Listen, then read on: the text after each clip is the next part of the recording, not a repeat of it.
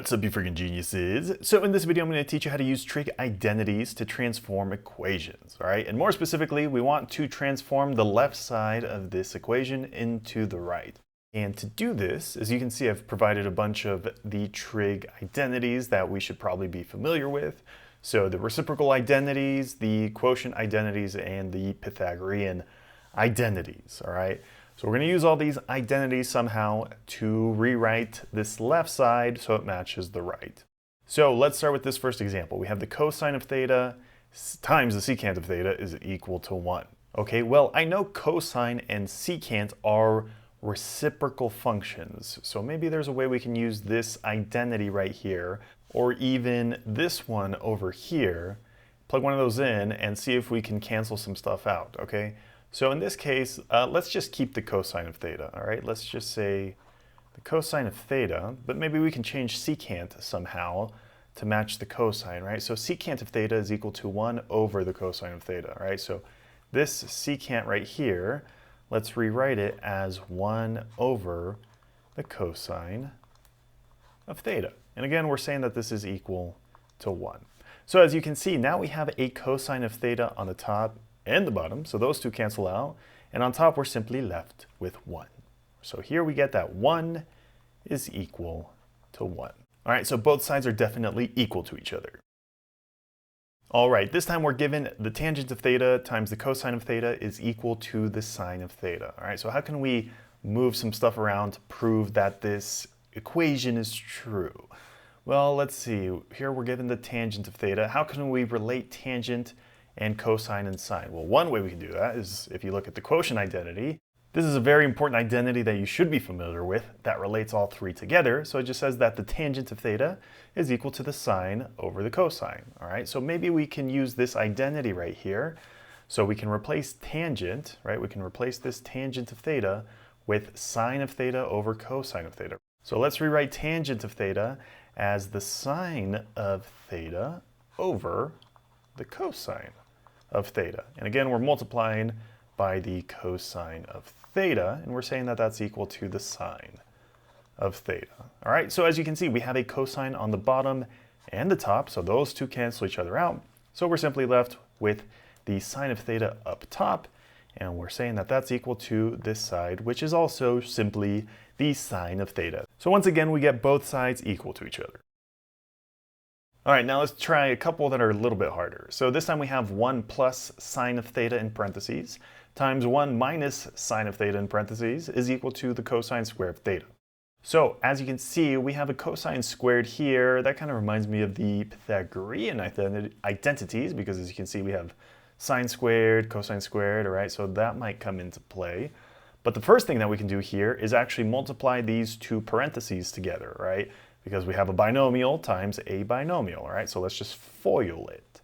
So we're gonna do first 1 times 1, so that's 1 squared, and then, which is just 1, right? And then we have 1 times negative sine of theta, so that's negative sine of theta. And then in the middle, right, we have sine of theta times 1, so that's positive sine of theta. And then lastly, sine of theta times negative sine of theta is equal to negative sine of theta squared. And that's all equal to the cosine square of theta, all right? So as you can see, we have a couple things that cancel out. We have negative sine of theta, positive sine of theta, those cancel out. So we're simply left with 1 minus the sine of theta squared, or another way that we can write this is sine square of theta, all right? This and this mean the exact same thing. And again, that's going to be equal to the cosine square of theta. All right, so now, again, if we look at our Pythagorean identity, if we look at this first one, kind of looks the same, right? So here, let's write this one out on the side. So we have sine square of theta plus cosine square of theta is equal to 1. Now, can we rewrite this so it looks like this one? Well, it looks like we can, right? Because we have 1 minus sine square of theta. So here, if we just subtract the sine square of theta, right? Subtract sine square of theta. So then on this side, they cancel out. And we're left with the cosine square of theta is equal to 1 minus the sine square of theta, right? 1 minus sine square of theta is equal to cosine square of theta. 1 minus sine squared theta is equal to cosine of theta. Okay, so if we take this Pythagorean identity, this first one, and rewrite it a little bit, we can see that, again, 1 minus sine square of theta is equal to the cosine square of theta, right? 1 minus sine square of theta is equal to the cosine square of theta. And again, this side is equal to this side.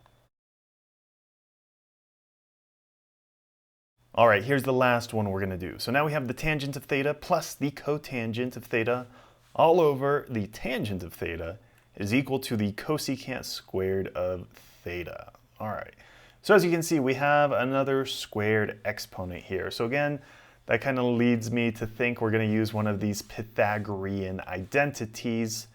Looks like maybe this last one over here, right? This one looks like it involves cotangent and cosecant, which are two things that we have over here, okay? So maybe this is the one we're gonna have to use. So the first thing we wanna do though is see if we can simplify our formula a little bit. And in this case, we can, all right? So this left side, again, this is what we're trying to rewrite anyways. One thing we can do here is actually split this up into two fractions, right? So first we can write this as tangent of theta over the tangent of theta plus, right, because we're adding here, so we're going to add the cotangent of theta over the tangent of theta. And again, we're saying that this is supposed to be equal to the cosecant squared of theta, all right?